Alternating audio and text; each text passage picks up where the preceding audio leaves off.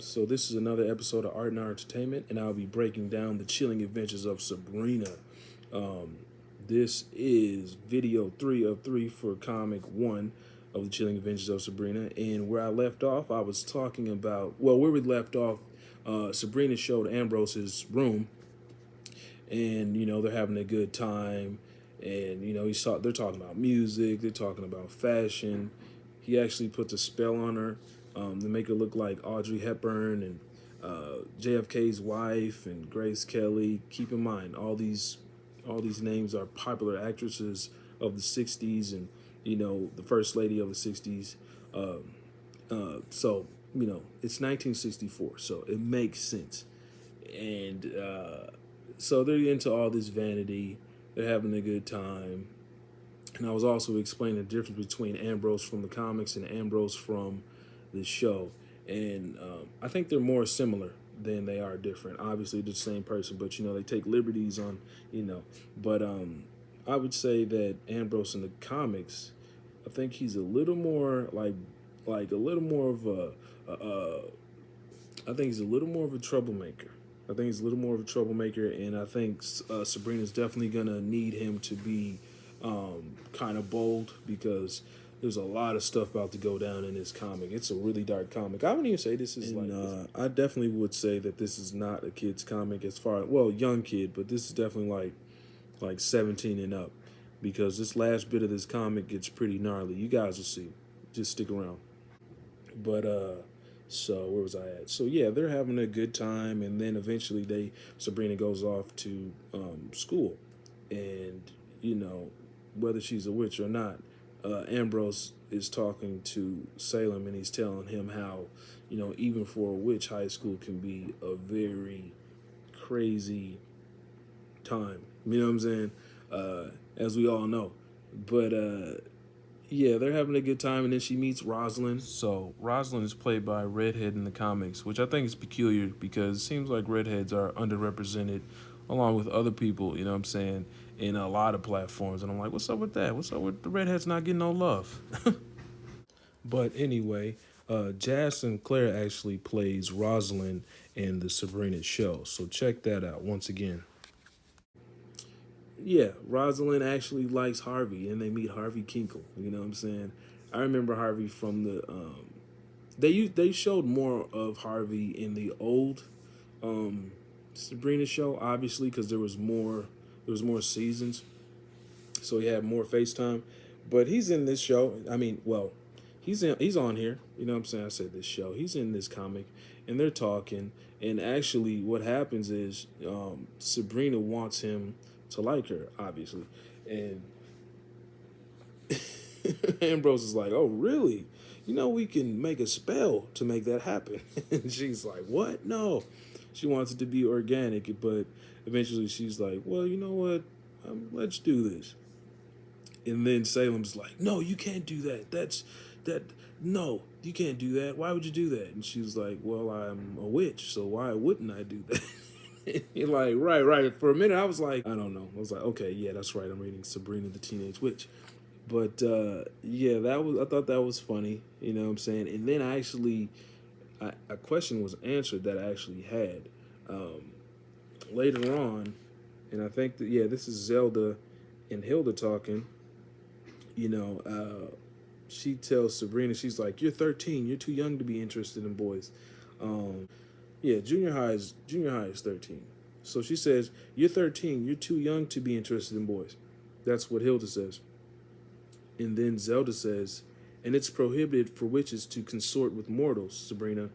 Which law forbids it?" So, yeah, that answered the question I had earlier. They can't, um, they're not even supposed to mingle with mortals in any type of way that's, I like you, you like me. Like, it's just forbidden. Even if you like a mortal, you just can't do it, because I guess it's not good. You know what I mean? But and something interesting happens. Ambrose and Sabrina, they're gathering all these different items to make this love potion.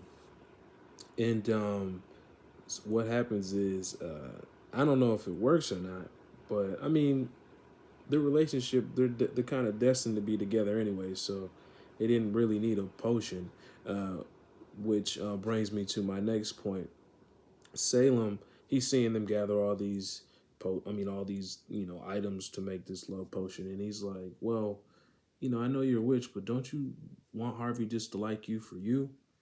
And then she goes back to what she said earlier. She's like, well, what I am is a teenage witch. So, and then Ambrose says, well, if, you know, this only will work if his heart truly desires you. So it's poetic. And, they ended up, talking and communicating the next day. So it was adorable and it worked out like, the story is supposed to work out. So, right, so we are at the back end of this comic, and this is exactly why I said this is not a kid's comic. There were two teenage girls, two cheerleaders from Riverdale, right? Two witches, two teenage witches like Sabrina, but they're from Riverdale. I don't know if you guys are familiar with the Riverdale show. I'm not. I've only heard about it, but it was really popular. A lot of people that got wind that I like the Chilling Adventures of Sabrina were trying to get me to watch Riverdale, and I was like, that's not really my speed. I like the Chilling Adventures of Sabrina, and I'll keep it at that. But yeah, Riverdale. These two witches, they actually summon a demoness, which is, and this demoness is a succubus. Yeah, a succubus. Like, let me tell you guys about this. It's crazy, guys. So, I looked in the Webster's dictionary for the definition of a succubus, because I'm a nerd. But that's why you're here. So I don't even know why I said that. So this is the most commonly used definition. I just wanted to make sure I got my facts right. You know what I'm saying? So it says a succubus, a demon assuming female form to have sexual intercourse with men in their sleep.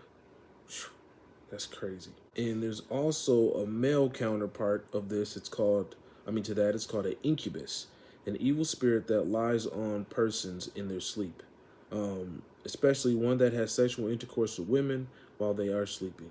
That is crazy. Like I said before, and I'll say it again, this is not a comic for kids.